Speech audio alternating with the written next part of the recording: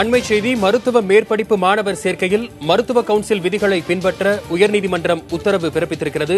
இந்த உத்தரவின் அடிப்படையில் மருத்துவ கவுன்சில் விதிப்படி அரசு மருத்துவர்களுக்கு 50% இடஒதுக்கீடு கிடையாது என்பது உறுதி செய்யப்பட்டிருக்கிறது. கிராமப்புறங்களில் சேவையாற்றும் மருத்துவர்களுக்கு 50% இடஒதுக்கீடும் ரத்தாகிறது. ஏற்கனவே இந்த வழக்கை பொறுத்தவரையில் 2 நீதிபதிகள் மாறுபட்ட கருத்தை தெரிவித்திருந்தார்கள். மருத்துவ கவுன்சிலின் விதிமுறைகளை பின்பற்றுவதா அல்லது தமிழக அரசின் விதிமுறைகளை பின்பற்றுவதா என்று இருவரும் மாறுபட்ட கருத்தை தெரிவித்திருக்கிற நிலையில் 3வது நீதிபதி தற்போது எம்சிஐ மருத்துவ கவுன்சிலின் விதிமுறைகளை பின்பற்ற வேண்டும் என்று உத்தரவிட்டிருக்கிறார். இந்த உத்தரவுப்படி அரசு மருத்துவர்களுக்கு மேற்படிப்பில் சேர்வதற்கு 50% இடஒதுக்கீடு ரத்து செய்யப்படுகிறது.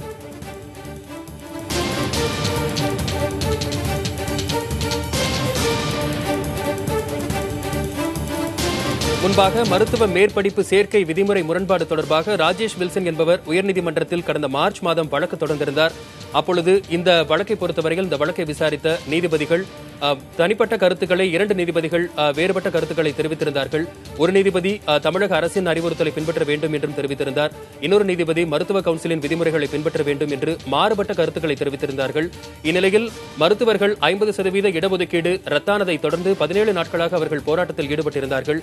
அதனைத் தொடர்ந்து மருத்துவ மாணவர்கள் இந்த போராட்டத்தில் ஈடுபட்டிருந்தவர்கள் தமிழக சுகாதாரத்துறை செயலாளர் மற்றும் அமைச்சர் ஆகியோருடன் நடத்திய பேச்சுவார்த்தையின் முடிவில் தங்களுடைய போராட்டத்தை தற்காலிகமாக வாபஸ் பெறுவதாகவும் தெரிவித்திருந்தார்கள். 3வது நீதிபதி தற்போது 50% இடஒதுக்கீடு ரத்து என்பதை உறுதி செய்து உத்தரவு பிறப்பித்திருக்கிறார். இது தொடர்பான முழு விவரங்களை நமது செய்தியாளர் அபிநயாவிடம் கேட்கலாம். அபிநயா, முழு விவரங்களை சொல்லுங்க. வசந்த், இந்த மருத்துவ கவுன்சிலோட விதிகளா அல்லது தமிழக அரசு விதிகளா என்ற ஒரு குழப்பம் தான் இவ்வளவு நாட்கள் நீடித்து வந்தது. அது மருத்துவ கவுன்சிலோட விதிகளை பின்பற்றுமையானால் தமிழக அரசினுடைய விதிகள் முற்றிலுமாக அடிப்படும் ஒரு சூழல் தான் இருந்தது. இப்பொழுது அந்த 2 நீதிபதிகளுடைய மாறுபட்ட கருத்தினால் அதில் தொடர்ந்து குழப்பம் நீடித்த நிலையில் தற்போது மருத்துவ கவுன்சிலுடைய விதிகளே செல்லுபடி ஆகும் என்று தெரிவித்திருந்தது. ஏற்கனவே அதாவது இந்திய மருத்துவ கவுன்சிலின் கீழ்தான் நாடு முழுவதும் இருக்கக்கூடிய மருத்துவ கல்வி என்பது இருக்கும். அதன் அடிப்படையில் இந்த தீர்ப்பு வழங்கப்பட்டிருக்கலாம் என சொல்லலாம். இந்த விஷயத்தை பொறுத்த வரைக்கும் 2 விஷயங்கள்ல பாதிப்பு ஏற்படும் என்று இந்த மருத்துவ கவுன்சிலுடைய விதிகளை எதிர்ப்பவர்களுடைய வாதமாக இருந்தது.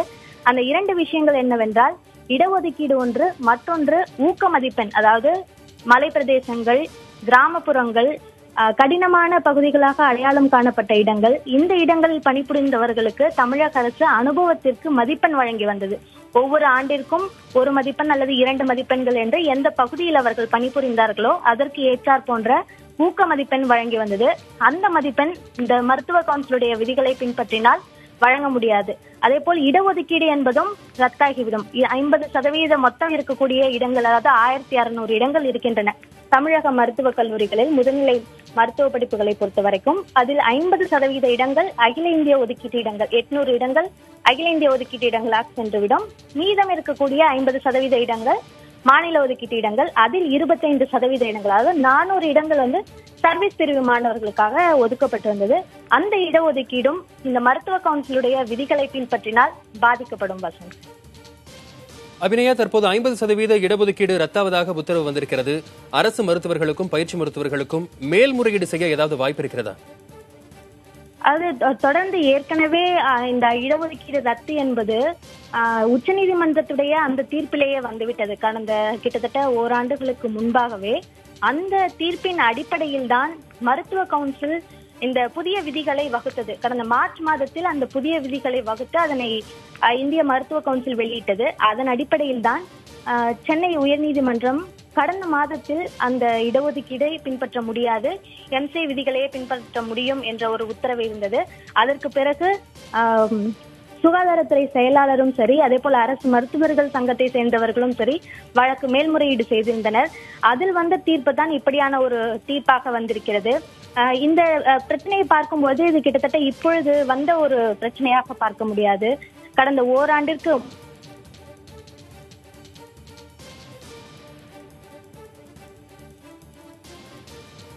செய்தியாளர் அபிநயாவோடு தொடர்ந்து பேசலாம். மருத்துவ மேற்படிப்பு மாணவர் சேர்க்கையில் மருத்துவ கவுன்சில் விதிகளை பின்பற்ற உத்தரவு பிறப்பிக்கப்பட்டிருக்கிறது. அதாவது மருத்துவ கவுன்சில் விதிப்படி அரசு மருத்துவர்களுக்கு 50% இடஒதுக்கீடு ரத்தாகிறது. தனி நீதிபதிகளின் மாறுபட்ட கருத்தால் தற்போது 3வது நீதிபதி இந்த உத்தரவை பிறப்பித்திருக்கிறார்.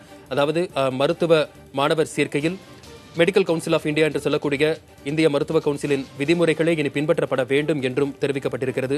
இதனால் அரசு மருத்துவர்களுக்கு ஒரு பின்னடைவு என்றும் கூட சொல்லப்படுகிறது. கிராமப்புறங்களில் சேவையாற்றும் அரசு மருத்துவர்களுக்கு இந்த உத்தரவின் மூலம் சலுகை கிடைக்காது என்பதும் தற்போது தெரிய வந்திருக்கிறது. பல்வேறு போராட்டங்களை மருத்துவ மாணவர்கள் தொடர்ந்து நடத்தி கொண்டே வந்திருந்தார்கள். 50% இடஒதுக்கீடு ரத்து செய்யப்பட்டதை எதிர்த்து மாணவர்கள் தொடர் போராட்டங்களை நடத்தி கொண்டு வந்திருந்தார்கள். அந்த வகையில் மருத்துவ செயலாளர் மற்றும் சுகாதாரத்துறை அமைச்சர் ஆகியோடு நடத்திய பேச்சுவார்த்தையின் அடிப்படையில் அவர்கள் போராட்டத்தை தற்காலிகமாக வாபஸ் பெற்றிருந்தார்கள். அதனைத் தொடர்ந்து இருவேறு நீதிபதிகளும் வேறுபட்ட உத்தரவுகளை பிறப்பித்திருந்த நிலையில் தற்போது 3வது நீதிபதி தற்போது இப்படி ஒரு உத்தரவை பிறப்பித்திருக்கிறார். தொடர்ந்து நம்முடைய உயர்நீதிமன்ற செய்தியாளர் திரு முகேஷ் நம்மோடு இணைப்பில் இருக்கிறார். அவரோடு பேசலாம். முகேஷ், மருத்துவர்கள் தரப்பில் இருந்து முன்வைக்கப்பட்ட வாதங்கள் என்னென்ன? வசந்த், இந்த வழக்கு பாத்தீங்கன்னா மருத்துவர் தரப்பிலும் தமிழக தரப்பிலும் ஒரே மாதிரியான வாதங்கள் முன்வைக்கப்பட்டன. அதுல ஏற்கனவே ஊக்க மதிப்பெண் என்று சொல்லக்கூடிய 1 மதிப்பெண் 2 மதிப்பெண் என்பவை 4 கட்டங்களாக பிரிக்கப்பட்டுள்ளது.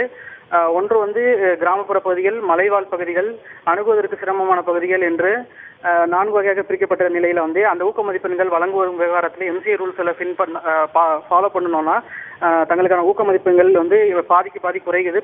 அதாவது 25% மாணவர்களுக்கு கிடைக்காம போய்விடும். அதே நேரத்தில் பிஜி அட்மிஷனை பொறுத்தவரையிலும் டிப்ளமோக்கு மட்டும்தான் உள்ஒதுக்கீடு கொடுக்கணும், பிஜி கோர்ஸுக்கு கொடுக்கக்கூடாதுன்னு சொல்லிட்டு எம்சிஏ புதிய விதிமுறைகள் உருவாக்கி இருக்கு. அதனால எம்சிஏ விதிகளை ரத்து செய்து எம்சிஏ விதிகளை பின்பற்ற வேண்டும் என்ற உத்தரவை ரத்து செய்து தமிழக அரசோட ப்ராஸ்பெக்டஸ்ல உள்ள விதிகளை பின்பற்ற உத்தரவிட வேண்டும் என்று கோரிக்கை வச்சாங்க. அதன் அடிப்படையில் விசாரணை மேற்கொண்ட 2 நாட்களாக விசாரணை மேற்கொண்ட 3வது நீதிபதியான எம் சத்யநாராயணன் இன்று வழங்கிய தீர்ப்புல தமிழக அரசு விதிகளை பின்பற்றக்கூடாது, எம்சி விதிகளை பின்பற்றி தான் மருத்துவ மாணவர் மேற்படிப்புக்கான மாணவர் சேர்க்கையை நடத்த வேண்டும் என்று உத்தரவிட்டுள்ளார். அதே சமயம் எம்சி விதிகளை பின்பற்றி தமிழக அரசு புதிய விதிமுறை உருவாக்க வேண்டும் என்று எஸ்.எம். சுப்பிரமணியம் உத்தரவிட்ட அந்த ஒரு பகுதியையும் தனது உத்தரவில் நீதிபதி உறுதி செய்திருக்கார்.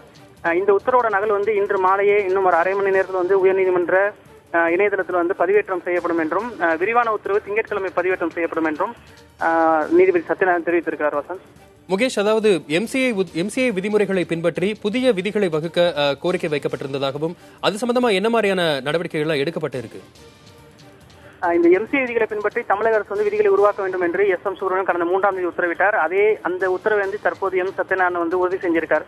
ஆனா இதுக்கான கால அவகாசம் நிர்ணயிக்கப்படல. அதுக்கு காலம் இன்னும் 2 நாளுக்கு முன்னே மே மாதம் 7ஆம் தேதிக்குள்ள அந்த கலந்தாய்வுக்கான பட்டியல் இறுதி செய்யணும் என்ற அடிப்படையில் அதற்கான கால அவகாசம் நிர்ணயிக்காம மாணவர் சேர்க்கைக்கான மெரிட் லிஸ்ட்டை மட்டும் 7ஆம் தேதிக்குள்ள ரெடி பண்ணுங்க, விதிகள் பின்னர் உருவாக்குங்க என்று ஒரு அவகாசம் கொடுக்கப்பட்டுள்ளது. இந்த தனி நீதிபதி உத்தரவை எதிர்த்து தொடரப்பட்ட வழக்கில் மாறுபட தீர்ப்பு வழங்கினதுனால 3வது நீதிபதி இன்னைக்கு இதே தீர்ப்பு உறுதி செஞ்சிருக்காரு. இந்நிலையில தமிழக அரசு அடுத்த கட்டமா மேல்முறையீடு செய்தா இல்ல இங்கேயே மறுசீராய்வு மனு தாக்கல் செய்தா என்பதை பொறுத்தான் புதிய விதிகள் உருவாக்கப்படுவது குறித்து முடிவெடுக்கப்படும். முகேஷ், அந்த புதிய விதிகள் உருவாக்கப்படும் பட்சத்தில் அது எப்படி அங்கீகரிக்கப்படும்? முகேஷ், புதிய விதிகள் உருவாக்கப்பட்டு அது எம்சிஐக்கு அனுப்பி வைக்கப்படும். ஏன்னா எம்சிஐயோட விதிகளை பின்பற்றி தான் தமிழக அரசுக்கான புதிய விதிகள் உருவாக்கப்படும். எம்சிஐக்கு பரிந்துரைக்கப்பட்டு எம்சிஐ ஒப்புதல் அளிக்கும் பட்சத்தில் அது மத்திய அரசுக்கும் அதன் பின்னர் குடியரசுத் தலைவர் ஒப்புதலுக்கும் பெற அனுமதிக்கப்படும். 3 தரப்பிலும் இந்த புதிய விதிகள் ஒப்புதல் அளிக்கப்படும் பட்சத்தில் அடுத்த கல்வியாண்டு முதல் தான் இது நடைமுறைக்கு வருவதற்கான சாத்தியக்கூறு அதிகமா இருக்கிறது. ஆனால் அதற்கு முன்பாக இந்த ஆண்டுக்கான புதிய விதிகளுக்கு பதிலாக மாணவர்கள் தற்போதைய எம்சிஏ விதிகளை பின்பற்றி இந்த ஆண்டுக்கான மாணவர் சேர்க்கையை நடத்தி அடுத்த ஆண்டு மாணவர் சேர்க்கைக்கு புதிய விதிகளை உருவாக்குவதற்காக தான் அரசு தங்களோட நடவடிக்கை எடுப்பதாக தெரிகிறது. வசந்த், முகேஷ், அதாவது மாநில அரசுக்கு தற்போது என்ன அதிகாரம் இருக்க போகிறது? ஏனென்றால் எம்சிஏ விதிகளை பின்பற்றும் பட்சத்தில் 50% இடஒதுக்கீடு என்பது ரத்தாகிறது. இனி மாநில அரசுக்கு இருக்கக்கூடிய அதிகாரம் என்ன? அது சம்பந்தமாக நீதிமன்றத்தில் ஏதாவது விவாதிக்கப்பட்டதா? வசந்த், இதுல பாத்தீங்கன்னா 50% இடஒதுக்கீடு ரத்தாகுது என்று நேரடியாக சொல்ல முடியாது. இதுல ஏற்கனவே மொத்தமுள்ள 100% இடங்களில 50% இடங்கள் அகில இந்திய ஒதுக்கீட்டு இருக்கும், 50% இடங்கள் மாநில ஒதுக்கீட்டு இருக்கும் ஏற்கனவே ஒதுக்கப்பட்டுள்ளது. அந்த 50%ல் இது நாள் வரை கடந்த 27 ஆண்டுகளாக அந்த ஒதுக்கப்பட்ட மாநிலத்துக்கு ஒதுக்கப்பட்ட 50% இடங்களில் 25% இடங்கள் இன் சர்வீஸ் என்று சொல்லக்கூடிய அரசு மருத்துவர்களுக்கு பிரித்து தனியாக எடுத்து வைக்கப்பட்டு அவர்களுக்கான இடங்கள் ஒதுக்கப்பட்டு வந்தன. ஆனால் இந்த புதிய விதிமுறைகள், அதாவது விதிமுறைகள் 9 எம்சி விதிமுறைகள் ரூல் 9 அப்படின்னு சொல்கிறார்கள். அதன்படி பாத்தீங்கன்னாக்க அந்த 25% அரசு மருத்துவர்களுக்கு எடுத்து வைக்க அந்த ஒரு போர்ஷன் எடுத்து வைக்க கூடாது. எம்பிபிஎஸ் முடிச்சுட்டு நேரடியாக வருபவர்களும் அரசு பணியில் இருப்பவர்களும் சேர்ந்து 50% காமனாக ஒதுக்க வேண்டும் என்று எம்சி விதிமுறை விதிமுறைகள் சொல்கிறது. அதன் அடிப்படையிலேயே தங்களுக்கு ஒதுக்கப்பட்ட 25% இடங்கள் பறிக்கப்படும் என்ற நோக்கத்திலேயே என்ற அச்சத்தில தான் வந்து இந்த மாதிரியான போராட்டங்கள் வந்து கடந்த 15 நாட்களாக நடைபெற்று வருது வசந்த். அதனால இடஒதுக்கீடு பறிக்கப்படுது என்று சொல்ல முடியாது. ஒதுக்கப்பட்ட இடங்கள் வந்து தங்களுக்கு முழுமையா 25% கிடைக்கல அப்படின்றதுதான். அது 50% 50%, 25% இடங்கள் வந்து கிடைக்கல என்பதுதான் மாணவர்களோட போராட்டத்திற்கு காரணமா இருக்கு.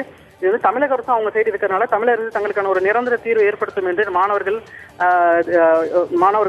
அரசு மருத்துவர்களும் வந்து நம்பிக்கை தெரிவிச்சிருக்காங்க வசந்த்.